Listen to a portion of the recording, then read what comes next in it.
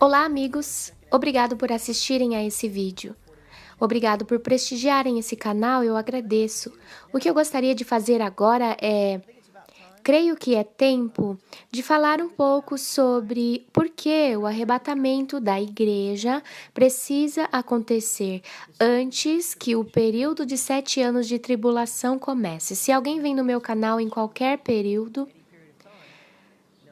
sabe que eu tenho feito vários vídeos sobre o arrebatamento pré-tribulação. Tem muita informação que você pode acessar e assistir se você se interessar em fazer. Eu também quero fazer algo novo e trazer à luz novamente muitos de nós que se tornaram vigias e passaram por todo esse período de outono, que fazia sentido que o arrebatamento poderia acontecer. Mas estamos aqui e não sabemos por quê. Vamos em frente, pegue sua Bíblia e uma caneta e papel se quiser. Eu pretendo ler alguns versículos e ajudaria você a se recordar, se você não os lembrar, esses são muitos esperançosos versículos. Eu vou lhes mostrar algumas coisas que para mim é muito claro. E estou completamente convicto que o arrebatamento tem que acontecer antes do período de tribulação na terra, quando a ira de Deus será derramada, porque nós não estamos como cristãos, nós não estamos destinados para a ira, como evidenciado pelas Escrituras. Vamos começar onde o arrebatamento é primeiramente trazido à luz e o mistério é revelado para Paulo em 1 Coríntios 15, verso 51. Diz assim: Eis que vos digo um mistério. Nem todos dormiremos. Ele está falando com a igreja, com os cristãos. Quando ele diz nós, e dormir biblicamente significa morrer fisicamente. Nem todos dormiremos, mas transformados seremos todos, num momento, num abrir e fechar de olhos, ao ressoar da última trombeta, a trombeta soará, os mortos ressuscitarão incorruptíveis e nós seremos transformados. Agora eu preciso trazer à luz uma coisa aqui. Algumas coisas as pessoas têm se segurado, especialmente pessoas começam a acreditar na mentira de pré-ira ou arrebatamento pós-tribulação. Essas pessoas acham que quando Paulo escreveu em 15:52 a última trombeta, eles automaticamente, como fosse um velcro, uma super cola, eles ligam isso à sétima trombeta que acontece em Apocalipse, descrito em Apocalipse 11:15. E acontece no final das trombetas, bem ali atrás, e não é a mesma trombeta de jeito algum. Paulo está falando de uma trombeta que sinaliza o fim de uma era, o final da era da igreja, ok? É uma trombeta completamente diferente de que João está falando em Apocalipse. O que eu tenho atrás de mim, que eu fiz, é um gráfico sobre Apocalipse, e iremos logo mais para ele durante esse vídeo. Fique grudado aí. Então, eu quero que você saiba, basicamente, quando Paulo está dizendo que os cristãos que morreram em Cristo, os túmulos serão abertos e os mortos em Cristo ressuscitarão primeiro. E então nós que permanecemos vivos, seremos levados para Ele para as nuvens, para encontrar com Jesus nos ares. Essa não é a segunda vinda. Não existe nenhum lugar aqui falando de Jesus voltando até a terra. Ele aqui não está voltando para a terra. A segunda vinda é quando Jesus coloca seus pés no Monte das Oliveiras. E isso será no fim do período da tribulação, quando nós retornaremos com Ele. Vou te mostrar isso. Nós temos que estar com Ele para voltarmos com Ele, o que significa que temos que ir para Ele. Isso é o que o arrebatamento é antes do período de tribulação. Agora, vamos seguir em frente esse aqui será um pouco mais adiante na sua Bíblia. 1 Tessalonicenses 4:16, e aqui Paulo escreve de novo. Só que dessa vez para a igreja em Tessalônica. Ele escreve: porquanto o Senhor mesmo descerá do céu, de novo não tocará na terra, com um grito, com a voz do arcanjo. Esse é Miguel. E a trombeta de Deus é uma trombeta de ouro, não é uma das 7 trombetas. É uma específica trombeta de Deus, que sinalizará o fim da era da igreja. Ele escreve novamente: os mortos em Cristo ressuscitarão primeiro, então nós, os que estivermos vivos, seremos arrebatados juntamente com eles até as nuvens para o encontro do Senhor nos ares, e assim estaremos para sempre com o Senhor. Então, guarde isso. Versículo 18. Ele diz: consolai-vos, pois, uns aos outros com estas palavras. Deixe-me fazer a você uma pergunta. Como pode haver algum tipo de conforto se pensarmos que vamos todos passar pela tribulação e isso acontecerá no final dela? Como pode haver algum tipo de conforto se tivermos que passar pela ira, sermos decapitados, morrermos de fome, porque não poderemos ter a marca da besta e não poderemos comprar ou vender? Onde está o conforto nisso? Isso não faz sentido algum à luz do que Paulo fala para consolarmos uns aos outros, por causa que essa situação irá acontecer. O arrebatamento irá acontecer. Se isso não acontecer, esse planeta ficará ainda pior. Ok? Vamos seguir em frente. Ok, já que nós estamos em 1 Tessalonicenses, vamos ao início do capítulo 5 e vamos para o versículo 9. Isso tem a ver sobre de onde isso veio. De onde o verso 4:18 veio. Conforto. Bem como eu disse, não existe conforto em se passar pela tribulação. A tribulação é cheia da ira. Deus derramará bem aqui selos, trombetas e taças.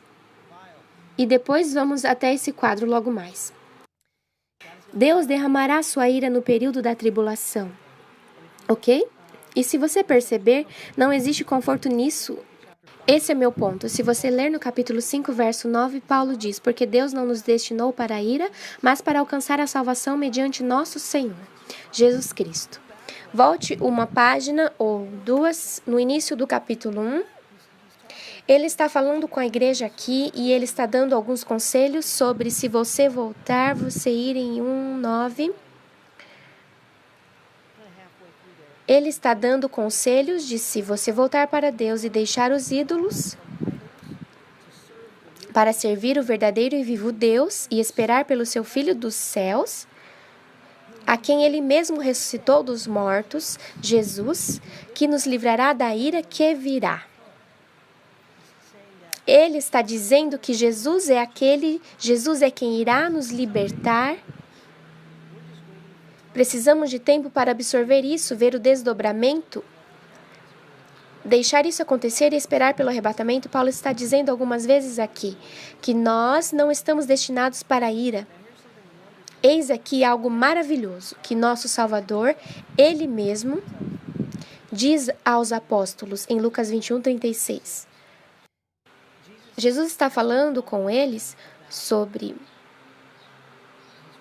seu retorno, falando sobre como tudo ficará bem ruim. Falando sobre o período da tribulação, ele diz no verso 36, vigiai, pois a todo tempo orando, para que possais escapar de todas estas coisas que tem de suceder, que irá acontecer na terra e estar em pé na presença do Filho do Homem. Deixe-me perguntar a você, por que o próprio Jesus diz para orarmos de modo que consigamos escapar dessas coisas? Isso não era parte do plano. Nós podemos escapar do período da tribulação se prepararmos para o arrebatamento pré-tribulação. Dê um pulo para Apocalipse 3, versículo 10, onde Jesus, na verdade, escreve por João para a igreja de Filadélfia. Ele escreve no verso 10: porque guardaste a palavra da perseverança, também eu te guardarei da hora da provação que há de vir sobre o mundo inteiro para experimentar os que habitam sobre a terra. Esse é o período da tribulação. Essa é a hora da tentação mencionada aqui. Se voltarmos um pouco até 1 Coríntios 10, verso 13, Paulo está escrevendo sobre tentação e sobre escapar. Paulo escreve: mas Deus é fiel e não permitirá que sejais tentados além das vossas forças. Pelo contrário, juntamente com a tentação vos proverá livramento, de sorte que a possais suportar. Ele está falando sobre tentações cotidianas, pecados que temos que lutar contra eles sempre. Se andarmos com o Senhor, sempre temos uma forma de sair disso. Nós não seremos tentados ao ponto de não suportarmos. Mas esse trecho nos mostra o caráter de Cristo de um jeito bem maior. Além das nossas tentações cotidianas, a tentação da grande tribulação, Ele irá providenciar uma maneira de escapar para nós, se andarmos com Ele. É isso que o arrebatamento é. Se andarmos com Ele, uma maneira de escapar nos será dada. Ok? Vocês estão comigo? Vamos entrar em Daniel.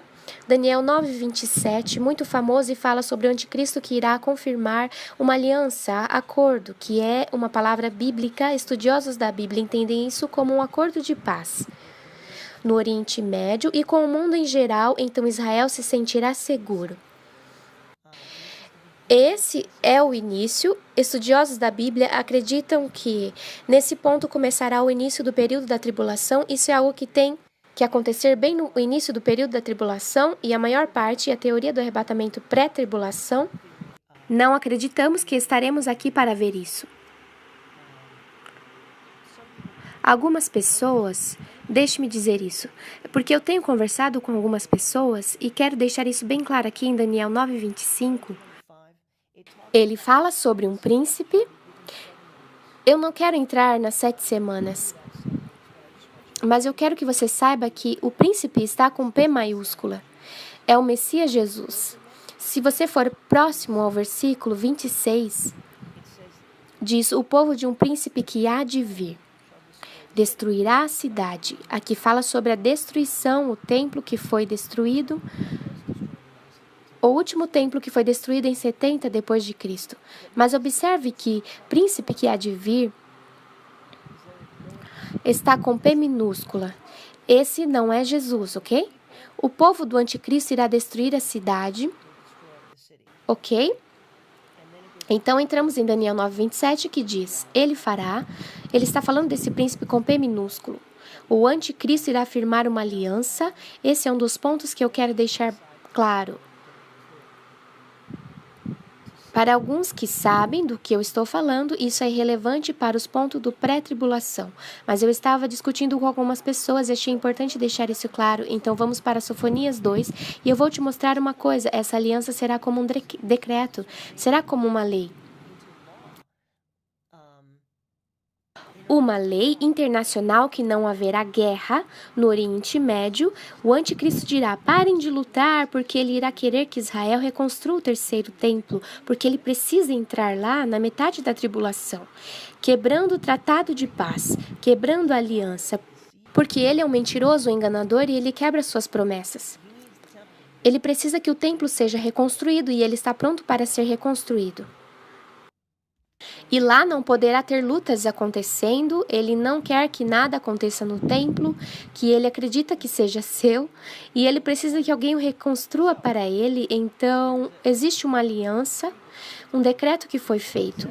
Se você ler em Sofonias 2, diz: reúna-se e ajunte-se nação sem pudor, antes que chegue o tempo determinado, antes que saia o decreto.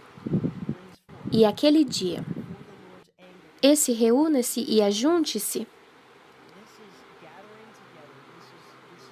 essa é a figura do arrebatamento. Reúna-se e ajunte-se nas nuvens antes que saia o decreto. Esse é a pré-tribulação, pré-Daniel 9:27. E no verso 3 diz: busquem o Senhor, todos vocês, os humildes da terra, vocês que fazem o que Ele ordena, busquem a justiça, busquem a humildade. Talvez vocês tenham abrigo, esconder-vos, no dia da ira do Senhor. É o período da tribulação. Esse é o dia da ira do Senhor. Se você voltar até Isaías, capítulo 26, verso 19, vamos dar uma olhada nele, porque tudo está relacionado. Isaías, o profeta, disse: os vossos mortos e também o meu cadáver viverão, e ressuscitarão, despertai e exultai. Os que habitais no pó, porque o teu orvalho, ó Deus, será como orvalho de vida. E a terra dará à luz os seus mortos. Lembra que nós lemos em 1 Tessalonicenses 4,16 que os mortos em Cristo ressuscitarão primeiro? Isaías já falou sobre isso. Está aqui em Isaías 26:19, os vossos mortos e também o meu cadáver viverão. E diz, e a terra dará à luz os seus mortos. Isso acontecerá primeiro, se lembram? E então, vamos ao próximo versículo, 20. Vai, pois, povo meu, entra nos teus quartos. Isso novamente. Reúnam-se e ajuntem-se, então os mortos em Cristo ressuscitarão primeiro, e nós, os vivos que estivermos aqui com eles, seremos arrebatados até as nuvens, e todos reunidos nos aposentos do casamento. Para que você entenda, o casamento judeu nos dias de Jesus funcionava, eles entravam nos aposentos do casamento por 7 dias e não saíam até que o casamento estivesse consumado. Só depois eles saíam e celebravam com seus amigos e familiares. Então, no 20, vai, pois, povo meu, entra nos teus quartos e fecha as tuas portas sobre ti e esconda-te só por um momento, até que passe a indignação. Indignação é uma ira justa. É isso que isso é. É o que a tribulação é, uma ira justa, que Deus derramará sobre a terra. Ok? Se você foi ao verso 21, é bem assim, 19, 20, 21. Mortos em Cristo ressuscitarão primeiro, todo mundo se ajunta e vai para os aposentos do casamento. E no 21, pois eis que o Senhor sai do seu lugar para castigar a iniquidade dos moradores da terra. A terra descobrirá o sangue que embebeu e já não encobrirá aqueles que foram mortos. Bem, aqui Isaías 26, 19, 20 e 21 é uma situação pré-tribulação bem aqui. Bum, bum, bum. Esse bumbum é como uma sequência. E mais uma coisa conectada com isso. Vamos para Salmo 27, 5, que diz: pois no dia da tribulação, ele me ocultará no seu pavilhão. No secreto do seu tabernáculo me acolherá e levar-me-á sobre uma rocha. Novamente, seremos escondidos no tempo de tribulação, ocultados no seu pavilhão. Esse é o aposento do casamento durante a tribulação, nós não estaremos aqui. Mateus 25, Jesus disse que existe uma porta que será fechada. É exatamente o que Isaías disse,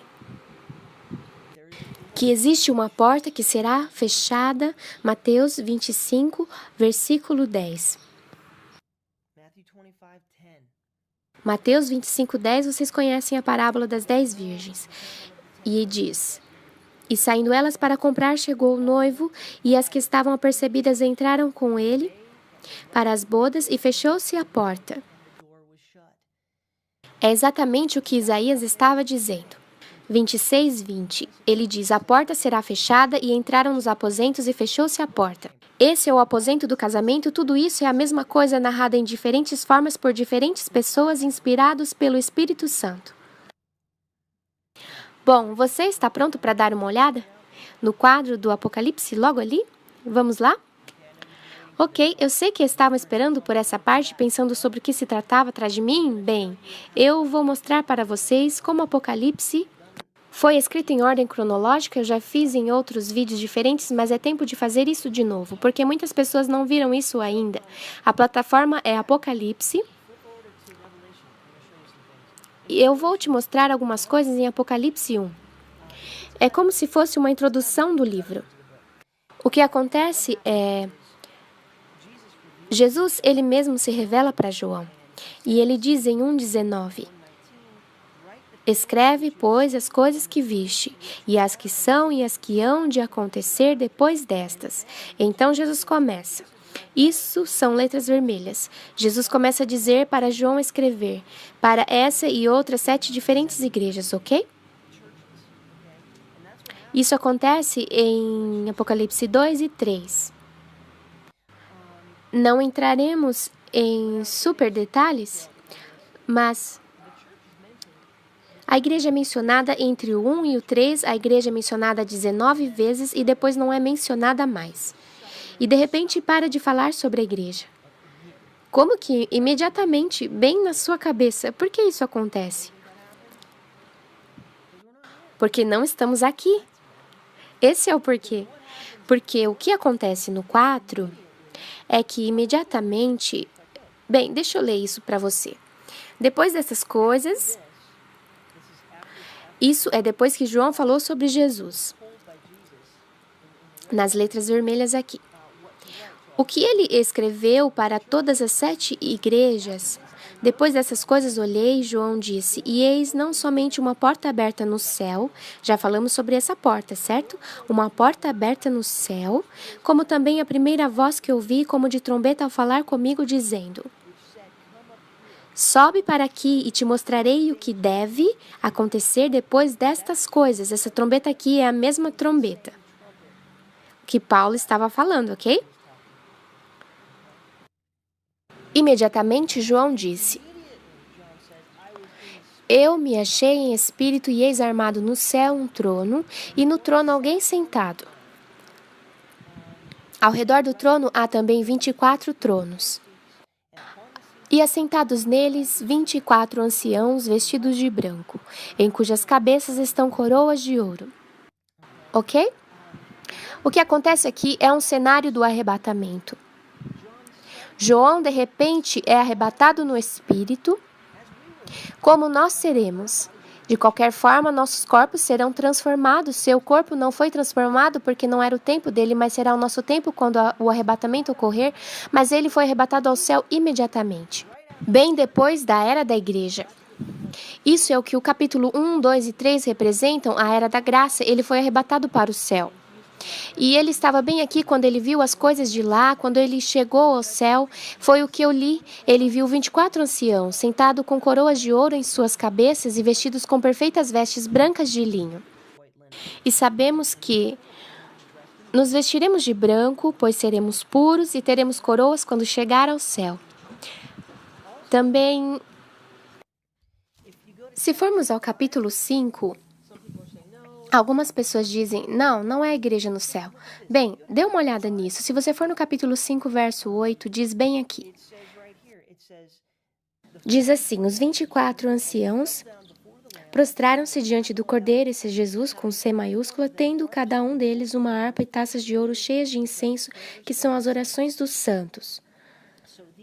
Isso é como temos os anciãos na igreja. Existem anciãos na sua igreja e eles representam o corpo inteiro da igreja. Então, nós não vemos bilhões de pessoas lá, porque na sala do trono, Deus somente precisa desse agendamento. Os representantes, os nossos representantes, a igreja. Eu não sei quem eles são exatamente, mas eles estão lá. Significa que estão lá, ok?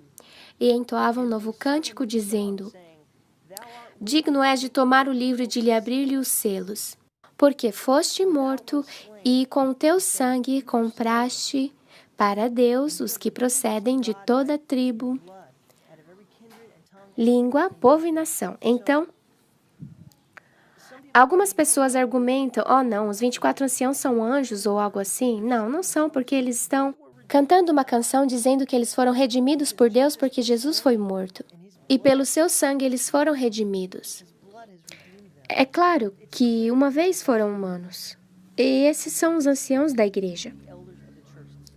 O corpo da igreja. A igreja é vista no céu no 4 e 5. O arrebatamento acontece e logo depois a tribulação acontece. Porque nós sabemos bem aqui no capítulo 6 que são os selos. Os selos são abertos, 7 selos, 7 trombetas, 7 taças ou tigelas que eles dizem. Essa é a ira de Deus sendo derramada. Os selos irão acontecer entre os 6 e 7. Esses são os capítulos 6 e 7, as trombetas acontecerão entre o 8 e 11. E também significa que haverá a 7ª trombeta, que acontecerá em 11.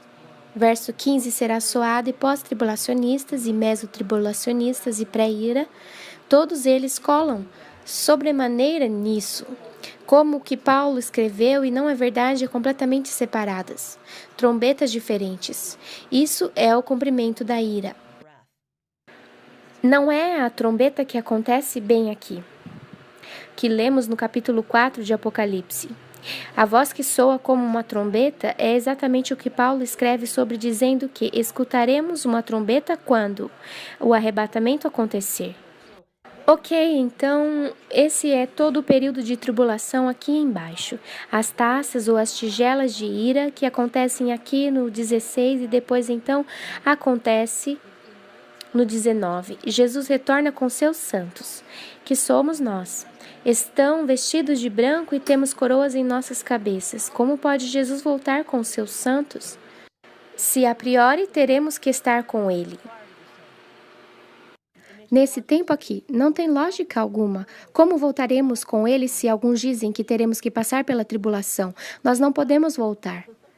Ele retornará conosco, o arrebatamento não acontecerá nesse ponto, então no capítulo 20, para finalizar, Satanás é preso por 1000 anos, o reino milenar de Cristo acontecerá, depois Lúcifer, por um curto período de tempo, irá enganar as nações mais uma vez, ele se dobrará mais uma vez e será jogado no lago de fogo como o anticristo e o falso profeta. Ok, então no 21 e 22... haverá novos céus e nova terra e viveremos felizes depois disso. É isso, você pode ler por você mesmo. São somente 22 capítulos. Se você ler, você irá perceber todo esse padrão. De como isso tudo acontece, o cenário do arrebatamento acontecendo no capítulo 4. A igreja não é mencionada durante todo esse período, todos os santos da tribulação, existem pessoas que serão salvas durante a tribulação, e elas são mencionadas, mas não é sobre eles aqui, é sobre os que estiveram na era da igreja, é isso. Pré-tribulação, ok? Agora, permita-me finalizar. Permita-me finalizar com um pouco mais de esperança. Obrigada por ficar comigo. Vou finalizar isso com Apocalipse 1:3, onde João escreve. Ele diz: bem-aventurados aqueles que leem e aqueles que ouvem as palavras da profecia e guardam as coisas nela escritas, pois o tempo está próximo. Essa é uma bênção especial para aqueles de nós que leem o Apocalipse, que tentam decifrá-lo, que aprendem dele, que está dentro disso. Estudantes de profecias. Verdade, existe uma bênção especial para cada um de nós que está vigiando a sua vinda e, para provar isso, vamos para 2 Timóteo, onde Paulo escreve. 2 Timóteo, capítulo 4, a começar pelo 6 até o 8. E eu acho que isso descreve o que somos também. Dê uma olhada. É o último testamento de Paulo. Fiquei até emocionada aqui.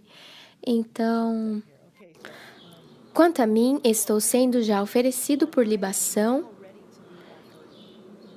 e o tempo da minha partida é chegado. Eu acho que isso é sobre todos nós. O tempo da nossa partida está próximo, combati o bom combate, completei a carreira, guardei a fé. Já agora a coroa da justiça me está guardada, a qual o Senhor reto juiz me dará naquele dia. E não somente a mim, mas também a todos quantos amam a sua vinda. Louvado seja Deus! Existe uma coroa para cada um de nós, que está vigiando sua vinda.